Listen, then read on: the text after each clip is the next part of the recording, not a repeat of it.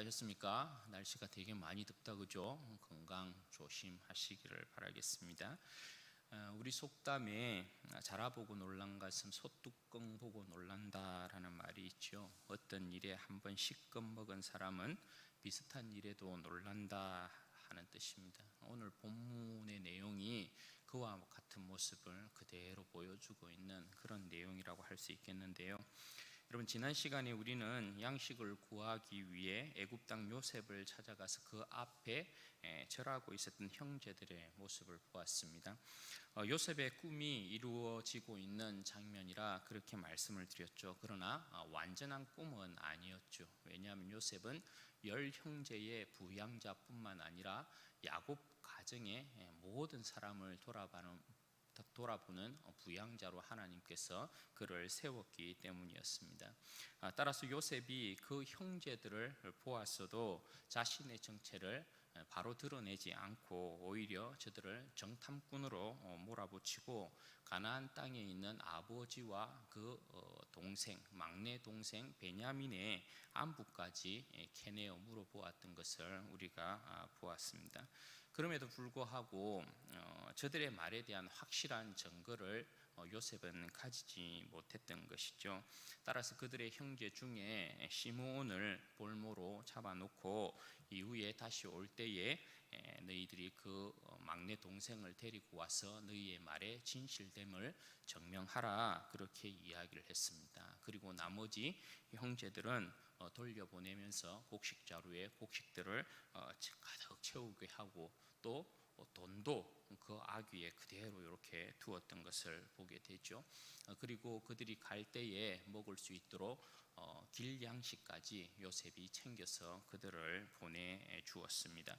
오늘 본문 말씀은 야곱의 아들들이 그렇게 애굽을 떠나서 곡식을 가지고 가나안 땅으로 향하다가 한 여관에 머물게 됨으로써 이야기가 시작되고 있습니다. 한 형제가 이제 나귀에게 먹이를 주기 위해서 여관에서 이렇게 쉬면서 자루를 풀었는데, 이게 어찌된 일입니까? 자루를 풀어보는데 자루 그 아귀에 저들이 곡식을 사기 위해서 준 돈이 그대로 들어가 있는 것입니다. 깜짝 놀랄 수밖에 없죠. 그 자신도 놀라고 또 이 놀라운 광경을 가지고 그대로 그 형제들에게 이야기를 합니다. 28절 말씀에 보면 그 이야기를 들은 형제들이 여러분 반응이 어떻습니까? 그들이 혼이 나서 떨며 서로 돌아보며 말하되 하나님이 어찌하여 이런 일을 우리에게 행하셨는가, 그렇게 이야기를 하고 있습니다. 여러분, 여기에서 형제들이 혼이 났다, 이런 이 표현은 뭐냐면 한마디로 정신이 그냥 나갔다, 이런 이제 표현입니다. 마음이 그냥 아예 나갔다, 이런 이제 표현인 것이거든요. 저들이 얼마만큼 그러니까 이 상황을 당황스럽게 받아들이고 있고 또 무서워하고 있는가에 대한 부분을 그대로 이제 느낄 수가 있는 거죠. 그도 그럴 수밖에 없는 것이, 여러분 왜 그렇습니까? 방금 전까지 이 형제들은 요셉으로부터 정탐꾼으로 이렇게 오해받고 있었던 그런 상황이었습니다. 그런데 여기에 그것을 뒷받침하는 양, 그들이 분명히 곡식을 사기 위해서 돈을 지불했는데 그 돈이 그대로 곡식 자루에 담겨져 있었단 말입니다. 그러니까 이 모양새는 여러분 뭐예요? 그들이 그냥 꼼짝없이 그 곡식을 도둑질해 온 그러한 이제 형태가 되어버린 것이죠. 그러니까 저들이 당황할 수밖에 없고 놀랄 수밖에 없는 거예요. 두려워할 수밖에 없는 거예요. 그래서 이 형제들이 말하기를 하나님이 어찌하여 이런 일을 우리에게 행하셨는가, 그렇게 이제 묻고 있는 것입니다. 이 말은 애굽에서 저들이 요셉으로부터 정탐꾼으로 몰릴 때에 저들이 요셉이 알아듣지 못하는 줄 알고 요셉에게 잘못했던 저들의 죄를 막 이야기했던 장면이 있었잖아요. 그에 대한 이제 하나님의 징계와 심판이 우리에게 계속 이어지고 있는 것인가? 그렇게 이제 그들은 생각했다라는 것입니다. 그래서 하나님이 어찌하여 이런 일을 우리에게 행하셨는고, 그렇게 이제 형제들이 이야기를 했다라는 거죠. 그런데 여러분, 이 일은 진짜 누가 한 것입니까? 진짜 하나님께서 이 일을 행하신 거죠. 43장 23절에 보면 요셉의 청지기가 이제 두 번째 그들이 곡식을 사러 가서 요셉의 청지기를 이제 만나게 되잖아요. 그때 요셉의 청지기가 그렇게 말하는 장면이 나옵니다. 이 일은 하나님께서 너희에게 행한 것이 맞다. 그런데 의미는 틀린 거죠. 하나님께서 이 일을 행한 이유는 여러분 뭡니까? 요셉을 저들의 부양자로 세우시고 하나님의 돌봄 가운데 있도록 한 일을 하나님께서 그대로 나타낸 것이거든요. 그런데 형제들은 애굽에서 저들이 당한 일이 있으니까 지금 저들에게 닥친 이 일이 그냥 그저 무섭고 두려울 뿐이라는 것입니다. 그러니까 자라보고 놀란 가슴 소뚜껑 보고 놀란다고 지금 이 형제들은 딱 그런 이제 상황 가운데 있는 것이라고 할 수 있죠. 여러분, 이들이 그렇게 무거운 발걸음, 두려운 발걸음, 그렇게 해서 가나안 땅으로 돌아오게 됩니다. 그리고 이제 그 일을 아버지한테 자세히 이야기를 하기 시작하는 것이죠. 30절에서 34절 말씀에 보면 애굽에서 저들이 당했던 일, 저들에게 있었던 일을 아버지 야곱에게 여차여차 이렇게 열심히 설명하고 있습니다. 그 가운데 베냐민을 다음에 갈 때는 데리고 가야 됩니다. 이 말도 빠짐없이 하고 있습니다. 여러분, 그렇게 아버지에게 이 형제들이 야곱의 아들들이 애굽에서 당한 일들을 이렇게 딱 다 말하고 난 이후에 35절에 보면 이제 곡식 자루를 풀기 시작합니다. 그런데 여러분, 여기에도 이제 또 깜짝 놀랄 만한 일이 터지고 있는 거죠. 여러분, 어떤 상황이 펼쳐지고 있습니까? 여관에서 한 형제의 자루에만 돈이 들어가 있는 줄 알았는데 집에 와서 곡식 자루를 이렇게 모든 형제들이 풀어보는데 거기에도 그대로 돈이 다 담겨져 있는 거예요. 그러니까 또 이들이 또 깜짝 놀랄 수밖에 없는 거예요. 이들에게 있어서는 정말 두려운 일이 아닐 수 없는 거거든요. 이들은 전혀 이 일을 생각지 못하고 있었기 때문에 그래요. 무슨 명문인지 도대체 알 수가 없어요.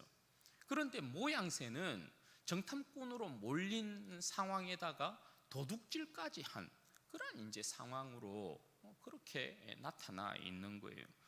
그런데 이 모습을 본 아버지 야곱이 어떻게 반응합니까? 그 아들들에게 굉장히 화를 내고 있어요. 36절 여러분 말씀 보십시오. 그들의 아버지 야곱이 그들에게 이르되 너희가 나에게 내 자식을 잃게 하도다. 요셉도 없어졌고 시몬도 없어졌거늘 베냐민을 또 빼앗아 가고자 하니 이는 다 나를 해롭게 함이로다. 여러분, 야곱이 지금 여기서 자기 아들들에게 이렇게 말을 하고 있는 이유가 뭘까요? 여러분, 야곱의 입장에 한번 되어 보세요. 야곱의 입장이 되어 보면 야곱의 입장에서는 이 아들들의 말을 믿을 수가 없는 거예요. 야곱이 말하고 있는 내용을 보면 야곱의 입장에서는 어떻게 오해할 수 있어요?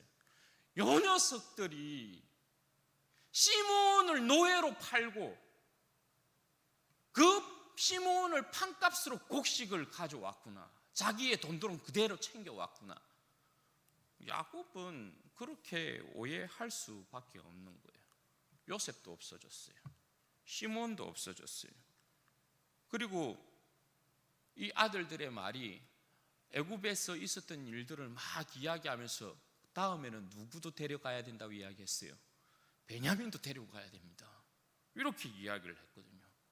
그러니까 야곱의 입장에서는 이놈들이 계속 자기 입장에서 아들이 없어져. 다음에 베냐민까지 내어놓으면 베냐민도 어떻게 될지 알 수가 없는 상황인 거죠. 그러니까 야곱이 믿을 수가 없는 거예요. 그래서 여러분, 야곱이 지금 그 아들들에게 어떻게 이야기해요? 이는 다 나를 해롭게 함이로다. 너희들이 하는 행동들이 내 마음을 편하게 하고 기쁘게 하고 이런 건 없고 나를 다 해롭게 하고 있다. 그렇게 아들들에게 이야기를 하고 있어요. 그런데 여러분, 사실 이 일에 있어서 야곱이 책임을 면할 수 있는 건 아니죠. 왜 그렇습니까? 사실 야곱이 그 아들들을 애굽 땅 가운데 보낼 때, 곡식을 사기 위해서 애굽 땅 가운데 그 아들들을 보낼 때에 베냐민도 여러분 같이 보냈으면 이 아들들이 정탐꾼으로 몰릴 필요도 없고요, 그죠? 그리고 이 아들들 중에 시므온이 볼모로 잡힐 이유도 없어요. 그리고 지금 이와 같은 황당한 일을 경험할 필요도 없는 것입니다. 어찌됐든 지금 이 아들들의 입장에서는 이처럼 답답한 일이 없는 거예요. 애굽 쪽에서는 정탐꾼으로 몰리고 도둑놈으로 딱 몰려있는 상황이고요, 아버지로부터는 믿을 수 없는 이놈들, 아버지로부터도 이렇게 막 오해를 받고 있는 그런 상황이잖아요. 그러니까 이 아들들의 입장에서는 뭐 고생은 고생대로 하고, 그죠? 오해는 오해대로 받고, 몸도 마음도 굉장히 지치고 힘들고 그런 이제 상황 가운데 있는 것이라고 볼 수 있는 거죠. 그때 여러분, 누가 딱 났습니까? 그런 상황이 딱 되어 놓으니까 장자 르우벤이 아버지 앞에 딱 나서서 이야기합니다. 37절 말씀 보십시오. 르우벤이 그의 아버지에게 말하여 이르되 내가 그를 아버지께로 데리고 오지 아니하거든 내 두 아들을 죽이소서. 그를 내 손에 맡기소서. 내가 그를 아버지께로 데리고 돌아오리이다. 누구를 두고 하는 말입니까? 베냐민을 두고 하는 이야기죠. 그러니까 르우벤 나름대로 장자로서 자기가 큰 결심한 것이라고 할 수 있는 거죠. 두 아들의 목숨을 지금 어쨌든 내어놓고 있는 것 아니겠습니까? 그런데 여러분, 르우벤은 이미 야곱에게 있어서 장자가 아니에요. 왜 그래요? 르우벤이 아비의 침상에 올라 더럽혔기 때문에 그런 거죠. 따라서 여러분, 야곱이 장자 르우벤의 말을 듣지 않습니다. 이런 지하에 딱 거절해버려요. 38절 말씀 보세요. 야곱이 이르되 내 아들은 너희와 함께 내려가지 못하리니 그의 형은 죽고 그만 남았음이라. 만일 너희가 가는 길에서 재난이 그에게 미치면 너희가 내 흰머리를 슬퍼하며 서울로 내려가게 함이 되리라. 여러분, 여기에서 보면 야곱이 르우벤이 자기 두 아들을 내어놓고 아버지 저한테 맡겨보십시오. 그럼 제가 꼭 베냐민 데리고 갔다가 아버지께로 다시금 데려오겠습니다. 그렇게 이야기를 하고 있음에도 불구하고 딱 잘라가지고 천만에 내 아들은 절대 못 내놓는다, 막내는 절대 못 내놓는다, 그렇게 이야기를 하고 있죠. 여기서 보면 야곱이 여전히 여러분 어떤 모습이에요? 야곱이 육체적으로 사랑했던 라헬을 절대 놓지 못하고 있는 모습을 여기에서도 그대로 보여줘요. 라헬이 낳은 두 아들이 요셉과 베냐민인데, 그죠? 요셉은 없어졌죠. 여기에 고백에 보면 딱 그렇게 되어 있잖아요. 그의 형은 죽고 그만 남았음이라. 그러니까 야곱은 어떤 일이 있어도 여러분 어떻게 해요? 베냐민은 양보하기 싫은 거예요. 나는 절대 베냐민은 내어주지 못한다. 이 두 아들을 나한테 주어도 나는 베냐민을 절대 포기하지 못한다, 그렇게 이야기를 해요. 그러니까 이 모습을 보면 야곱은 베냐민의 아버지이긴 해도 나머지 아들들의 아버지는 아니고요, 베냐민의 보호자일지는 몰라도 나머지 가족들의 보호자는 아닌 가장의 역할을 하고 있지 않은 그런 모습인 것입니다. 그러면 여러분, 여기에서의 해결의 키는 여러분 뭘까요? 이 아들들이 정탐꾼과 도둑으로 오해받을 완전한 이 상황이고, 그죠? 그리고 가족 안에서는 지금 아버지와 아들들 사이에 불화가 일어나고 있어요. 이 문제를 여러분 해결할 수 있는 유일한 방법은 뭐겠어요? 그 유일한 방법은 뭐냐면 야곱이 베냐민을 내어놓는 거예요. 말씀드렸다시피 42장에서부터 45장까지는 스토리의 중심에 베냐민이 있습니다. 이 베냐민을 어떻게 하느냐에 따라서 야곱의 가정이 하나 되는 그런 이제 스토리가 전개돼요. 야곱이 베냐민을 내어 놓아야만 이 문제가 자연스럽게 해결이 돼요. 그런데 야곱은 이 베냐민을 놓지 아니하려고 하는 거죠. 이 모습에서 우리는 뭘 보는 것입니까? 야곱이 마지막 육체의 정욕을 끊고 하나님을 의지하는 것, 그런 신앙의 모습을 나타내야 됨에도 불구하고 그가 남겨놓는 이 마지막 육체의 정욕, 이걸 하나님 앞에 꺾지 않고 있는 그런 야곱의 모습을 우리는 보게 되는 겁니다. 그런데 여러분, 야곱이 자기가 사랑했던 라헬의 아들 베냐민을 내어놓지 않으면 베냐민 지킬 수 있을까요? 없을까요? 베냐민 절대 못 지켜요. 베냐민뿐만 아니라 그 가족들 전체도 어떻게 돼요? 전부 다 굶어 죽어요. 이 보십시오. 야곱은 자기의 육체의 정욕의 마지막 하나를 이렇게 남겨놓고 있는데 이걸 지고 있으면 자기는 만족하고 자기의 삶이 다 이루어지는 것처럼 만족을 누릴 것처럼 이야기하지만 이거 못 지킵니다. 베냐민을 자기가 내어주지 않는다고 해서 흉년의 굶주림을 여러분 면할 수 있습니까? 그 가족들 지켜낼 수 있습니까? 절대 그렇게 할 수 없어요. 그래서 여러분, 결국 뒤에 보면 우리가 다음 시간에 이렇게 보면 알겠지만 야곱이 어떻게 합니까? 하나님 앞에 이렇게 항복합니다. 베냐민 이렇게 내어주게 되는 것을 보게 됩니다.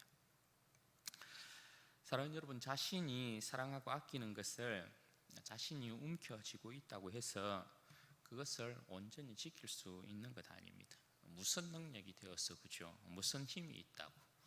야곱이 베냐민을 내어주지 않았으면 자신이 사랑한 베냐민도 지키지 못할 뿐만 아니라 그 가족들도 전부 다 굶어 죽게 되는 것입니다.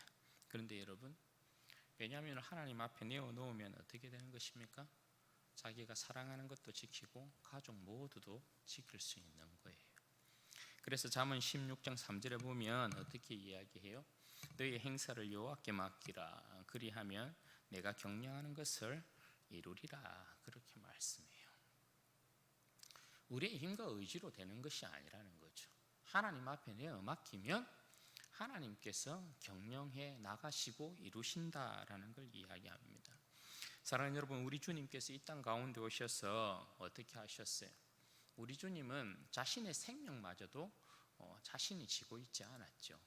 자신의 생명마저도 아버지께 온전히 의탁하신 것을 우리가 보게 돼요. 십자가에 죽으실 때에도 그죠?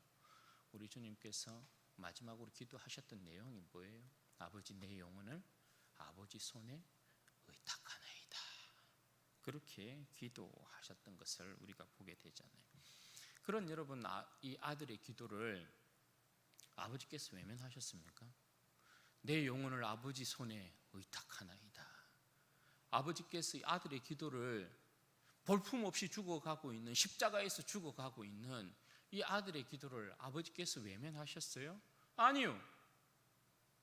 아버지께서 외면하지 않았어요. 아버지께서 이 아들의 기도를 들으시고 여러분 어떻게 합니까? 아들을 죽음 가운데서 다시금 살리지 않습니까? 그리고 그 아들을 다시금 하늘 보좌로 데리고 오셔서 하늘 보좌에 앉히시지 않습니까? 만왕의 왕으로 선포하지 않습니까? 아버지께서 결단코 그 백성의 기도를, 아버지께서 그 백성의 삶을, 자기에게 의탁하는 인생, 자기를 의지하는 인생, 자기를 믿고 따르는 그 인생을 아버지께서 단 한 번도 배신한 적이 없다는 것입니다. 성경을 보면 항상 언약의 백성인 그 백성들이 아버지를 배반하고 떠나갔지, 그 제자들이 주님을 부인했지, 아버지께서 그 백성을 버린 적은 없어요. 주님께서 제자들을 외면한 적은 없어요.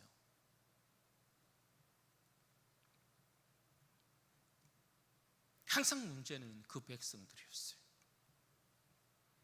사랑하는 여러분, 오늘 우리는 누구를 믿고 의지하고 있습니까? 오늘 우리도 야곱과 같이 자신이 사랑하는 것, 결단코 주님 앞에 내어놓지 아니하려고 하는 그런 것, 다른 건 다 괜찮은데 하나님 이것만큼은 안 돼요, 그런 것 여러분 없습니까? 여러분, 주님 앞에 그 어떤 것이라도 내어놓지 못하면요, 그건 우리의 얼마든지 담심일 수 있고 탐욕일 수 있고, 그건 전부 다 여러분 우상숭배로 변할 수 있습니다. 여러분, 아브라함의 마지막 시험도 여러분 뭐였습니까? 아들 이삭을 하나님 앞에 바치는 거였어요. 그죠?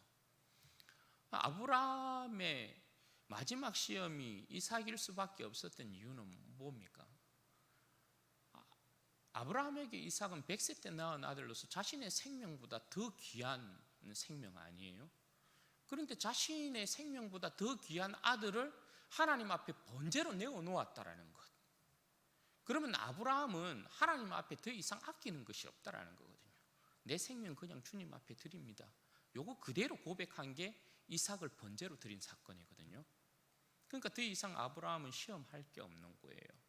그런데 예를 들어서 아브라함이 하나님께서 이삭을 번제로 드리라고 했을 때 이삭을 내어놓지 않았으면 여러분 어떻게 되었을까요? 아브라함에게 이삭은 약속의 자녀가 되는 것이 아니고 우상숭배가 되는 거예요. 그게 하나님 앞에서의 철저한 자기의 약점이 되어버리는 거예요. 그것을 가지고 여러분 마귀는 끊임없이 어떻게 합니까?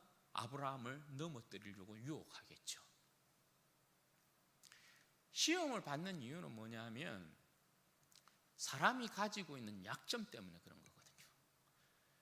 배부른 사람에게는 아무리 맛있는 산의 진미를 갖다 놓고 먹으라고 해도 절대 손 안 댑니다. 왜? 이미 배불러 있기 때문에 그런 거죠. 배고픈 사람에게는 산의 진미가 아닌 그냥 허접한 풀뿌리 이렇게 갖다 놔도 어떻게 해요? 거기에 유혹당합니다. 왜요? 배고프기 때문에 그래요.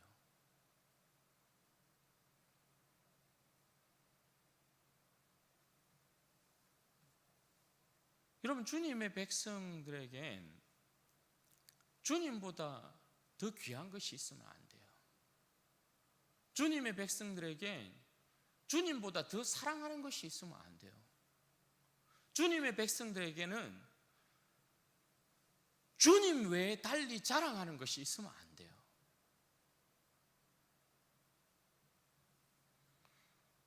여러분, 우리가 주님보다 더 사랑하고 주님보다 더 의지하는 것이 있고 주님보다 더 자랑하는 것이 있다라고 쳐봐요. 예. 그렇다고 우리가 주님 앞에 내어놓지 않는 우리의 그 어떤 것, 그거 그렇다고 우리가 여러분 지킬 수 있습니까? 내가 사랑하는 건 내가 온전히 여러분 지킬 수 있어요? 내 건강을 여러분 내 마음대로 지킬 수 있나요? 내 사랑하는 가족을 내 마음대로 여러분 지킬 수 있나요? 내 인생을 여러분 내 마음대로 컨트롤해 갈 수 있나요? 불가능해요. 네. 아무것도 여러분 내 뜻대로 내 마음대로 이루어지는 것이 없고 내가 원하는 대로 되는 것이 없다라는 것이에요. 내가 지키려고 하는 내 건강이나 내 삶이나 뭐 돈이나 뭐 명예나 권력이나 인간관계나 뭐 사업이나 그 어떤 것도 내가 내 손아귀에 쥐고 이게 안 돼요. 전부 보면 손아귀를 벗어나요.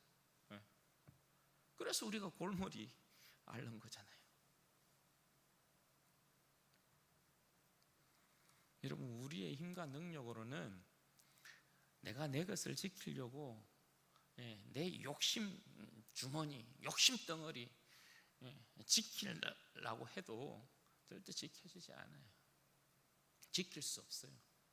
뿐만 아니라 여러분, 우리는 이 세상에 우리가 정말 우리의 생명을 다해서 지킬 만한 것이 아무것도 없어요.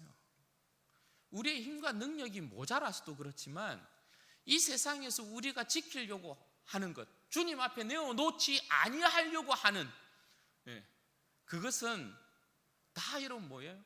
썩어질 것들이에요. 영원한 것이 아무것도 없어. 영원한 것이. 그런데 우리는 그걸 지고 있으려고 하는 거거든요. 하루하루 만난데 만나를 다음 날도 남겨놓으면 그게 그대로 있을 줄 알고요. 그런데 다음 날 되면 어떻게 돼요? 전부 다 벌레 생겨요. 다 배설물로 바뀐단 말입니다. 그러니 여러분, 우리의 인생이 하나님 앞에 내어드릴 드림에 있어서 숨기고 감추고 그렇게 둘만한 것이 아무것도 없다라는 거예요. 주님 앞에 내어놓지 못하는 그 어떤 것이 있게 되면 우리의 삶의 일부분이라도요, 그런 것이 있게 되면, 주님보다 더 아끼는 것이 있게 되면 그건 반드시 여러분 우리의 삶의 장벽으로 나타나게 돼요. 돈을 주님보다 더 사랑하면요, 돈의 종이 되는 거고요. 주님보다 자녀를 더 사랑하면 자녀가 우상 숭배로 되는 것이고, 그것 때문에 믿음 버리는 사람들 굉장히 많고요. 자신을 또 주님보다 더 사랑해서 주님을 배신하는 사람들 굉장히 많습니다. 그런데 여러분, 우리가 우리의 생명, 우리가 가진 것 주님 앞에 아끼지 않고 다 내어놓으면 그것이 여러분 어떻게 되는 거예요? 주님 앞에 온전한 헌신이 되어서 그것이 우리의 믿음에 있어서 디딤돌로 작용하는 거예요. 천국을 향하여 나아감에 있어서 하나님 앞에 내어놓은 내 헌신이 나로 하여금 천국에 더 성큼성큼 다가가게 만드는 거죠. 여러분, 따라서 우리가 고백하는 게 뭐예요? 시편 기자도 시편 127편에서 보면 이렇게 고백하잖아요. 여호와께서 집을 세우지 아니하시면 세우는 자의 수고가 헛되며 여호와께서 성을 지키지 아니하시면 파수꾼의 깨어 있음이 헛되도다. 너희가 일찍이 일어나고 늦게 누우며 수고의 떡을 먹음이 헛되도다. 누가 우리의 인생의 주인이에요? 분명히 이야기하잖아요. 여호와께서 집을 세우지 아니하면 세우는 자의 수고가 헛돼요. 여호와께서 성을 지키지 아니하시면 파수꾼의 깨어 있음이 허사예요. 우리가 무엇 때문에 여러분 아침에 일찍 일어납니까? 우리가 무엇 때문에 새벽부터 여러분 열심히 일합니까? 그 옛날에 새마을 운동할 때 말입니다. 새벽 정이 울렸네, 새 아침이 밝았네. 무엇 때문에 새벽부터 일어나 그늦게까지 여러분 고생합니까? 우리의 인생에 남는 게 뭐 있습니까? 그렇게 열심히 인생 헛고생 해가지고 여러분 얻은 것이라고는 꼬부라진 허리요, 관절은 다 나가가지고 여기저기 아프고 우리의 몸은 늙어지고 피폐해지고, 그리고 인생에게 주는 선물이 죽음이라는 거예요. 죽음. 얼마나 허무해요 인생이. 헛되고 헛된 것이란 말입니다. 우리가 지키려고 하는 주님 사랑하는 것 외에, 주님 앞에 우리의 인생을 드리는 것 외에 정말 그 모든 것이 헛돼요. 시편 121편에 우리가 잘 아는, 우리가 정말 좋아하는 고백, 시편 121편에서는 이렇게 고백합니다. 내가 산을 향하여 눈을 들리라. 나의 도움이 어디서 올고 나의 도움이 천지를 지으신 여호와에게서로다. 여호와께서는 너를 실족하지 아니하게 하시며 너를 지키시는 이가 졸지 아니하시리로다. 이스라엘을 지키시는 이는 졸지도 아니하시고 주무시지도 아니하시리로다. 여호와는 너를 지키시는 이시라. 여호와께서 내 오른쪽에서 내 그늘이 되시나니 낮에 해가 너를 상하게 하지 아니하며 밤의 달도 너를 해치지 아니하리로다. 여호와께서 너를 지켜 모든 환난을 면하게 하시며 또 내 영혼을 지키시리로다. 여호와께서 너의 출입을 지금부터 영원까지 지키시리로다. 우리의 인생의 도움이 어디에서 온다고요? 여호와께로부터. 여호와께로부터. 내가 지키려고 해서 지켜지는 게 아니라니까요. 내 인생의 도움은 여호와께로부터 와요. 내 인생이 정말 주님 앞에서 멋진 인생, 그냥 낭비되고 소비되는 인생이 아니라요, 주님 앞에 열매 맺는 가치 있는 인생이 되는 건 하나님께로부터 나에게 도움이 와서 내가 하나님 앞에서 살아갈 때 그때만 가능한 거예요. 그러니 여러분, 우리는 어떻게 해야 되겠어요? 끊임없이 우리의 인생을 주님 앞에 내어놓아야 돼요. 다른데 허비하고 쓸 것이 아니에요. 내 삶의 모든 순간순간이 주님의 것이어야만 해요. 네. 여러분, 어떻게 그렇게 살고 계세요? 네. 힘들고 어려운 시대에 살아간다, 그죠? 그럼에도 불구하고 이 힘들고 어려운 시대를 우리가 살아가며 통과해감에 있어서 우리의 인생의 한 절이라도, 한 자락이라도 허튼데 우리의 인생이 소비되지 아니하고 내 인생이 정말 주님 앞에 쓰임받는 인생 되기를 원합니다. 내 삶의 한 자락이라도, 내 삶의 한 마디라도, 한 절이라도 내 인생이 주님 앞에 찬양이 되기를 원하고 주님 앞에 쓰임받기를 원합니다. 내 인생이 도움이 되신 주님, 저를 붙들어 주십시오. 제 인생 아끼지 아니하고 제가 주님을 위하여서 내 모든 것 내어놓겠습니다. 내 인생 온전히 내어놓겠습니다. 내 삶 온전히 내어놓겠습니다. 내 시간과 내 건강, 내 가진 모든 것 주님 앞에 내어놓겠습니다. 주님, 제 인생이 멋지게 주님 앞에 쓰임받게 하시고 내가 지키려고 주님 앞에 내어놓지 않고 내가 내 어떤 욕심이나 탐심이나 탐욕으로 움켜쥐고 있는 이것이 주님께로 내 삶을 내어놓는데 이게 그렇게 되면 무조건 하나님 앞에 나아가는 길이 막히게 돼요. 이걸 내가 지키려고 하면 내 신앙도 하나님 앞에서 멀어지게 되고요, 내가 요거 지고 있음을 통하여서 우리 공동체도 위험해지는 상황이 발생될 수 있고요. 그러니까 내가 지고 있는 욕심이라는 거, 내가 주님 앞에 내어놓지 않고 있는 탐심이나 탐욕이나 내 자신의 어떤 자존심까지라도 주님 앞에 내어놓지 아니하면 이게 오히려 우리한테 부메랑으로 돌아오는 경우들이 허다하게 발생할 수 있다. 꼭 기억하셔야 돼요. 그럼 여러분, 우리는 우리의 영혼까지라도 주님 앞에 온전히 내어놓고 주님 마음껏 사용하여 주십시오. 그래서 나를 통하여서 아버지의 나라가 이 땅 가운데 이루어지고, 나를 통하여서 주님의 교회의 영광이 찾아오고, 나를 통하여서 주님의 교회의 평화가 찾아오고, 나를 통하여서 모든 주의 백성들이 복된, 주님 안에서 배부르게 되어지는 그런 복된 은혜의 역사가 있게 해주십시오. 그렇게 여러분 기도하시고 또 쓰임 받으시는 우리 복된 성도들 되시기를 주님의 이름으로 축원드립니다. 같이 한번 여러분 기도하십시다. 이 시간에 기도할 때에 그렇게 기도하십시다. 여러분, 우리의 도움이 되시는 분은 오직 우리 하나님 한 분밖에 없어요. 우리 주 예수 그리스도만이 내 인생에 도움이 되십니다. 내가 더욱 주님 가까이 하게 하옵소서. 내 인생 온전히 주님 앞에 내어놓게 하시옵소서. 내 영혼을 주님 앞에 의탁하는 인생 되게 해 주십시오. 주님께서 내 인생을 온전히 붙드시고 인도하심을 통하여서 이 인생이 주님 앞에서 열매 맺는 인생 되게 하옵소서. 내가 혹시라도 주님 앞에 내어놓지 못하고 있는, 내가 주님 앞에 정말 아끼고 있는 내 자신의 욕심과 탐심과 탐욕 덩어리 있습니까? 우상 숭배하고 있는 것 있습니까? 하나님 알게 해주십시오.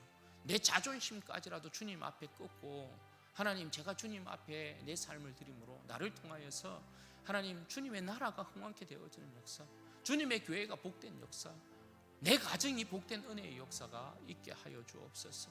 나를 주님 마음껏 사용하셔서 하나님의 영광의 찬송이 되게 하여 주옵소서. 우리 같이 기도하십시다. 영광이 전하옵소서.